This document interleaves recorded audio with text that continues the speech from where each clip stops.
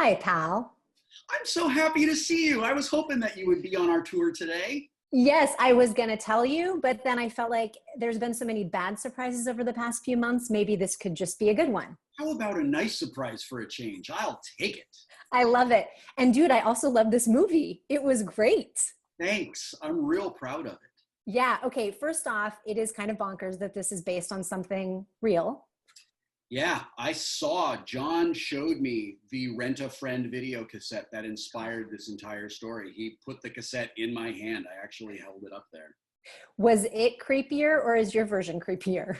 Our version's way creepier Okay, that's good to because know. that version doesn't talk back to you. Okay. I also do love that you guys are now exposing an entire generation to what the tracking knob was on a VCR.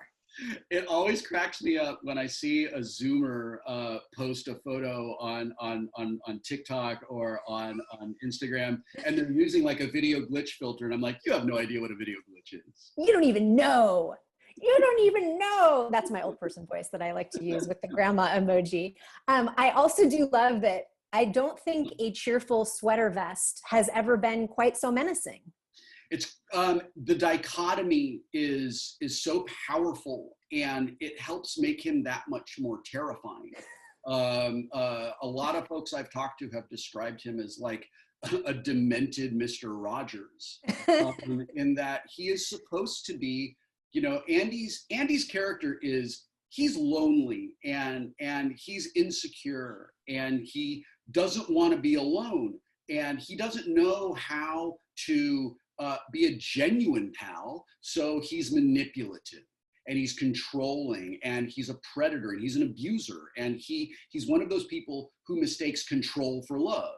And in order to get to that point, he has to be welcoming and he has to be soft and he has to be non-threatening, and we dressed him that way and we put him in a set where he was very non-threatening. How did you shoot your role in this film relative to how the rest of the film was shot? We shot it all in one day. It was just on one set. It was like a commercial set, just a small industrial set in Denver, Colorado. And we had one camera on a dolly, and that was it. Camera was moving in and moving out. And I did all the scenes. Everything, all of my stuff that's straight to camera was on a teleprompter, so I didn't have to memorize something like 20 something pages of dialogue. And then I did my very best to make a deep, meaningful, actual connection to the person behind on the other side of the camera. And when Brian shot all of his side of those scenes, he made my performance believable, because he did a lot of work, and his reacting to Andy's manipulation sells Andy as a character. Oh, he was so fantastic. I also feel like you might have gained some skills playing that role for what we're doing right now and what we've been doing over Zoom for the past few months. It's interesting that we're coming out at this moment right now where so many people really are kind of alone and people are socially isolated, much like David, not through their own choice, just through circumstances that have been forced on them. Like, we're all kind of trapped in the house right now.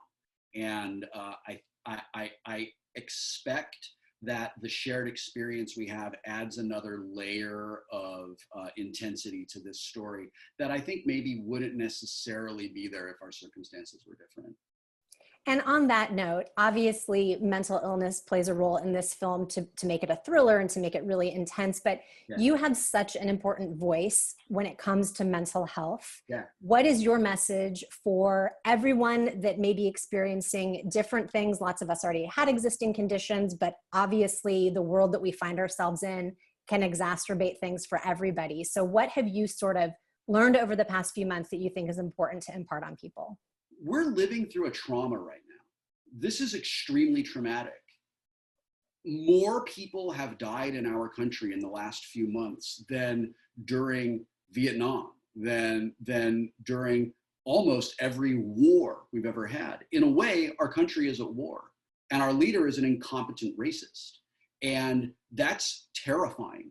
It's so much, it's so heavy. Everywhere we go, there is something dangerous or something threatening, and it is overwhelming. And I'm very lucky and very privileged. I have enough and I can stay home. So I'm mostly waiting for this nightmare to end. I have the privilege of not being forced to work in a job where my employer doesn't care about me. I don't have to work in a job where selfish, stupid people are putting my health at risk because they're selfish, stupid people. I don't have to worry about any of that right now.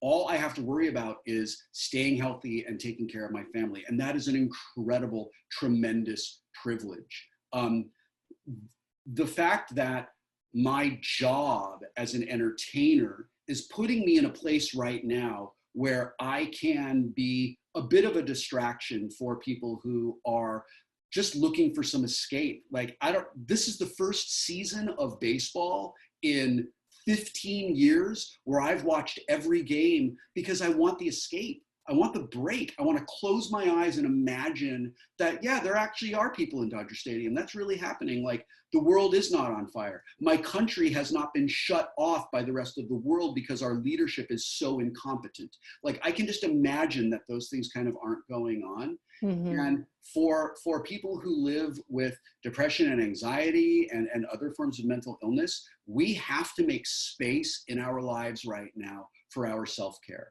We have to give ourselves permission to have bad days. And a thing that we all, those of you who do not have mental illness and those of us who do, here's a thing that we always have to remember. It's not forever.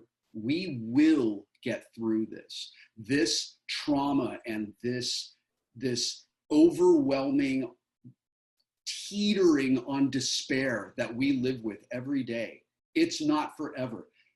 President Obama gave a wonderful speech where he talked about all of the ways we as a nation and as individual people have come through even worse than what we have right now. We have done it before, we will do it again. The only question is, how long is this going to last? And that's up to all of us. That is the challenge that we are facing right now. It's not forever, it's up to us to bring it to an end.